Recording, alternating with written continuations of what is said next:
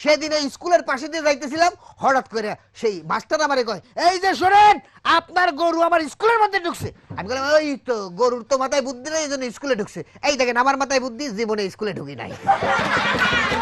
এই থনিমা বাবা মা বলেছে সিদ্ধ বাংলা ভাষায় কথা বলতে, চল প্র্যাকটিস করি। হ্যাঁ, এই বাংলা ভীষণে আসার সময় বাচ্চা লেখা দেখেছি, ব্যবহার ভংশের পরিচয়।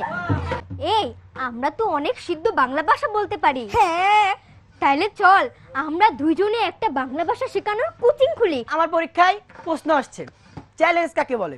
আমি একদম পরীক্ষা সাদা খাতা জমা দিছি, সবার নিচে লেখা দিছি, সাদা খাতা জমা দিলাম, পারলে পাস করে দিন। এর এই চ্যালেঞ্জ বলে। এক ভদ্রলোক ঢাকায় নতুন এসেছে। আমার ছোট ভাইকে একটা কার্ড দেখে তিনি বললেন, বাবা এই বাড়িটা কোথায় বলতে পারো? আমার ছোট ভাই কার্ডের দিকে তাকিয়ে বলল, আঙ্কেল আমি তো কার্ডে কোনো বাড়ি দেখতে পাচ্ছি না।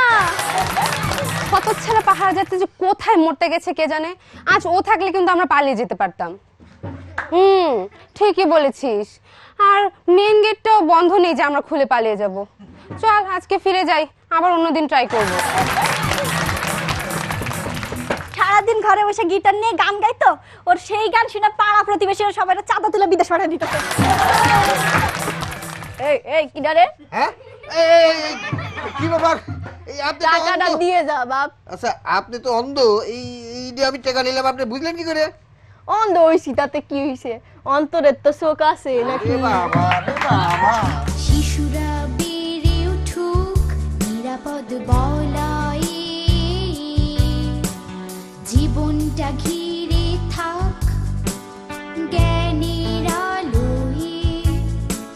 শিশুরাই পৃথিবীর শান্তির দূত, তারাই আমাদের অগ্রদূত। বাড়াও তোমার হাত, ফেরাও মনোযোগ, ভালোবাসায় ফিরে পাক সবার হাসি মুখ।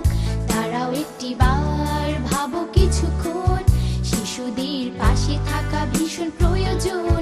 শিশুরা